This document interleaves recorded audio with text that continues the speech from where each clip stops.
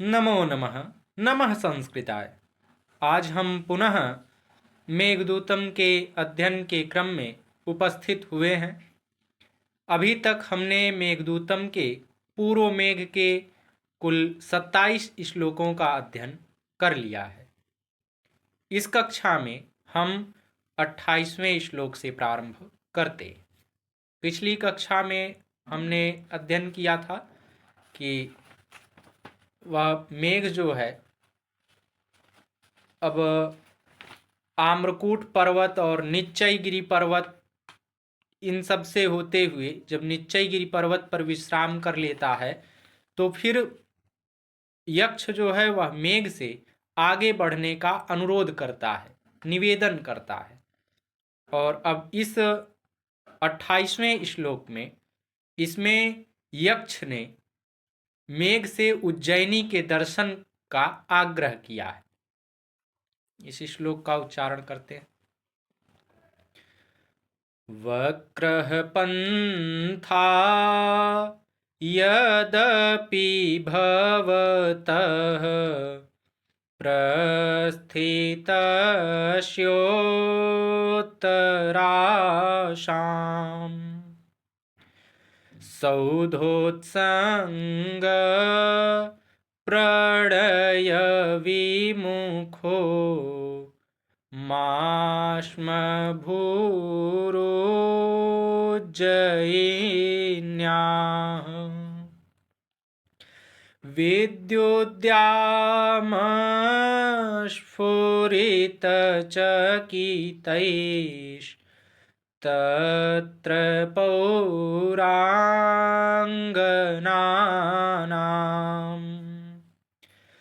लोलापाङ्गैर्यदि न रमषे लोचनैर्वञ्चितोषि।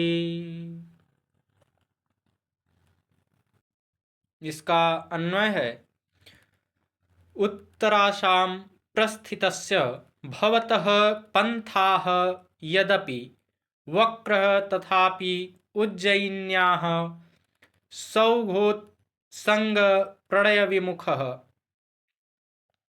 मा अश्म भूः तत्र विद्युद्द्याम् स्फुरितचकितैः लोलापाङ्गैः पौराङ्गनानां लोचनैः यदि न रमषे तर्हि वंचितोषि।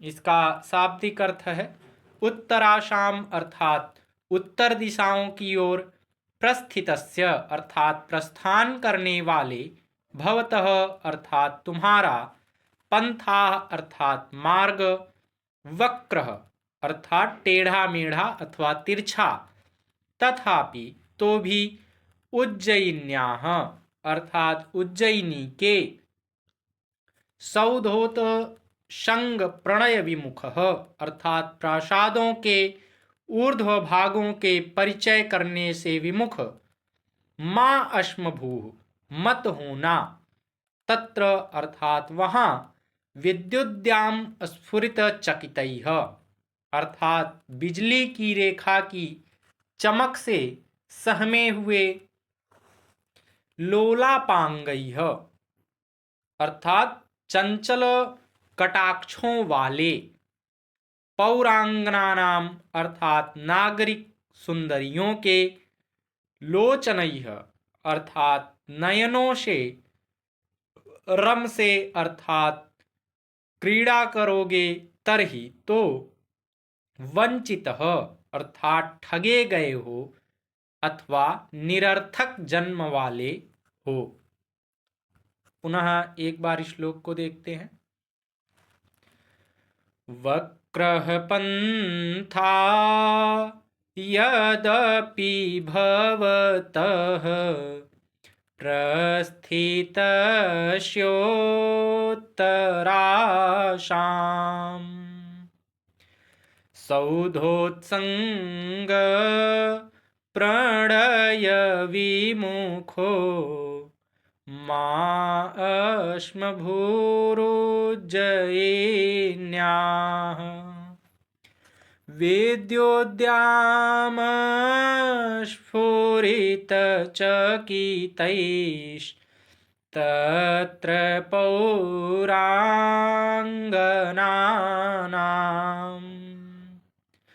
लोलापाङ्गैर्यदि न रमसे लोचनैर्वञ्चितोषि।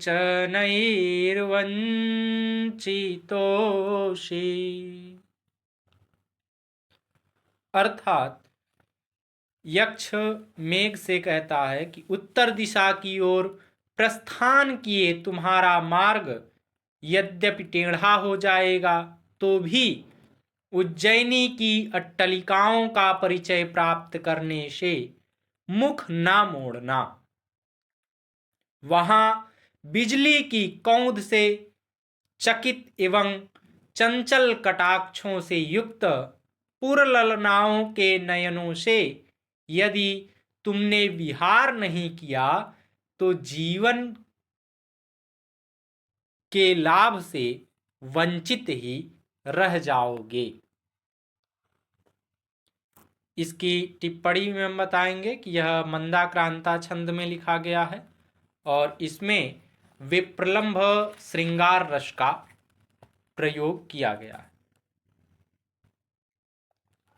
अब इस 29वें श्लोक में यक्ष मेघ से निर्विंध्या नदी के रस लेने का अनुरोध करता है, निवेदन करता है कि आप निर्विंध्या नदी का रस अर्थात जल अवश्य ग्रहण करिएगा।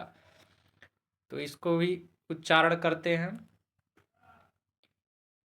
विचिक्षोभस्तनित विहग श्रेणी कांची गुणायाः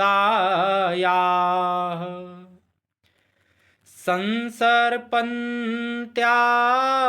स्खलितशोभगम् दर्शितावत नाभेः निर्विन्ध्यायाः पथि भवरसा भ्यन्तरः सन्निपत्य स्त्रीणामाद्यं प्रणयवचनं विभ्रमो हि प्रियेषु।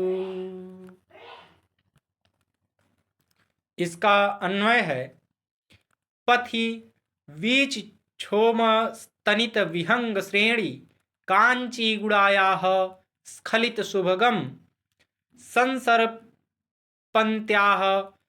दर्शिता वर्तनाभेः निर्विन्ध्यायाः सन्निपत्य रसाभ्यन्तरः भव हि स्त्रीणां प्रियेषु विभ्रमः आद्यं प्रणयवचनं भवति।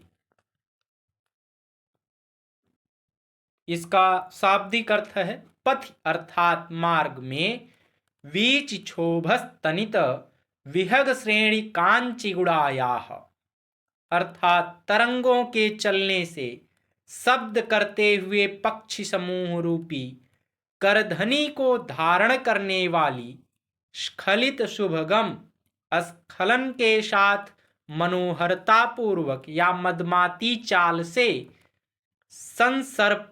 संसर्पन्त्याः अर्थात बहने वाली दर्शिता वर्तनाभेह अर्थात भंवर रूपी नाभि को प्रदर्शित करने वाली निर्विन्ध्यायाः अर्थात निर्विन्ध्या नाम की नदी के सन्निपत्य अर्थात समीप जाकर रसाभ्यांतर अर्थात जिसके भीतर जल है या श्रृंगार रस से पूर्ण विभ्रम अर्थात विलास अथवा हाव भाव या भाव भंगिमा प्रणय वचनम प्रार्थना वाक्य। पुनः एक बार श्लोक को देखते हैं। विचिक्षोभस्तनित विहग श्रेणीकाञ्ची गुणायाः संसर्पन्त्याः स्खलितशोभगम्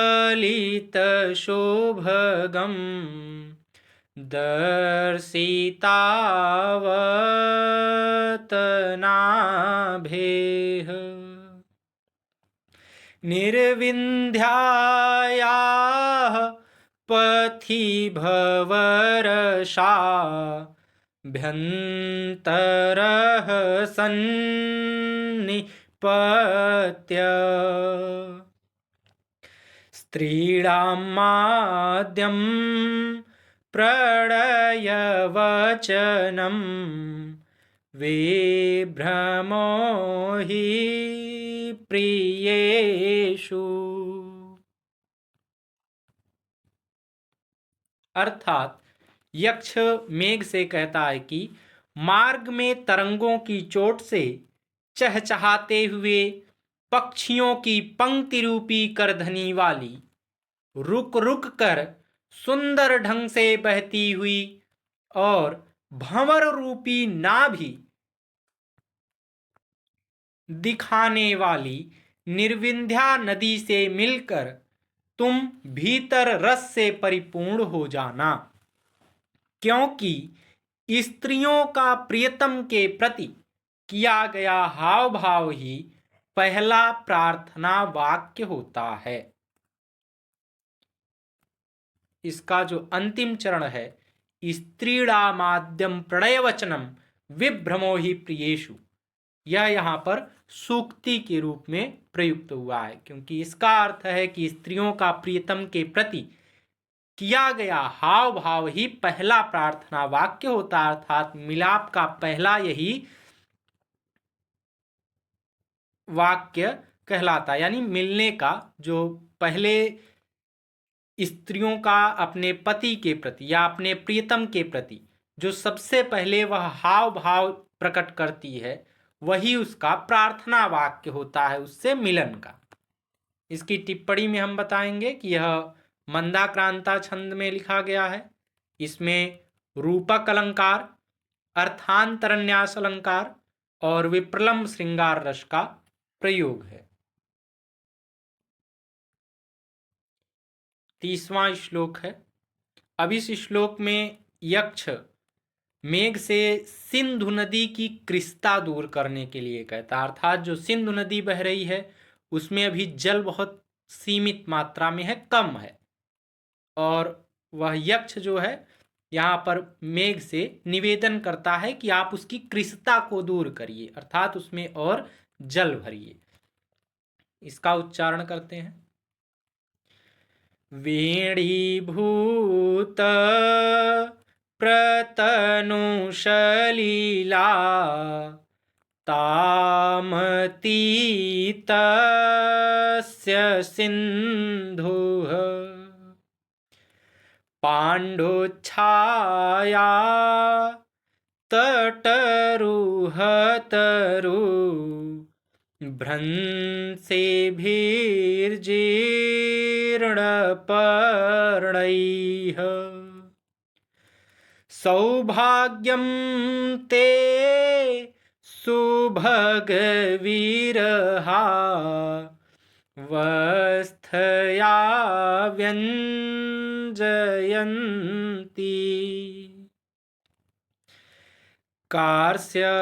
कार्स्ययेन त्यजति विधिना सा त्वयैवोपपाद्यः।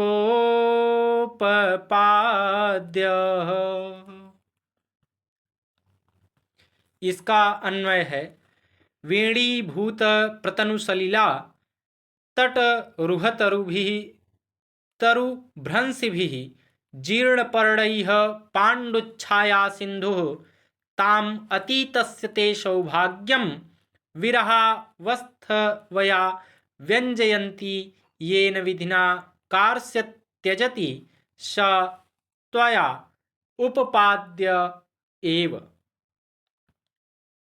इसका शाब्दिक अर्थ है, हे सुभग अर्थात हे भाग्यशाली मेघ, वेणीभूत प्रतनु सलिला अर्थात स्त्रियों की चोटी के समान क्षीण जलधार वाली तट रुहतरु भ्रंश भी अर्थात तट पर उगे हुए वृक्षों से गिरने वाले शीर्ण पर्ण अर्थात सूखे पत्तों से पांडुच्छाया अर्थात पीली कांति वाली विरह वस्थवया अर्थात वियोग की अवस्था द्वारा अतीतस्य अर्थात प्रवास स्थित ते अर्थात तुम्हारे सौभाग्यम सौभाग्य को व्यंजयंती अर्थात प्रकट करती हुई असौ वह येन अर्थात जिस विधिना अर्थात विधि से कार्श्यम अर्थात दुर्बलता को त्यजति अर्थात छोड़ती है त्यागती है उपपाद्य की जानी चाहिए। पुनः एक बार श्लोक को देखते हैं। वेणीभूत प्रतनु सलिला तामतीतस्य सिन्धुः पाण्डोच्छाया तटरुहतरु भ्रंसेभिर्जीर्णपर्णैः सौभाग्यं ते सुभगविरहा वस्थया व्यञ्जयन्ति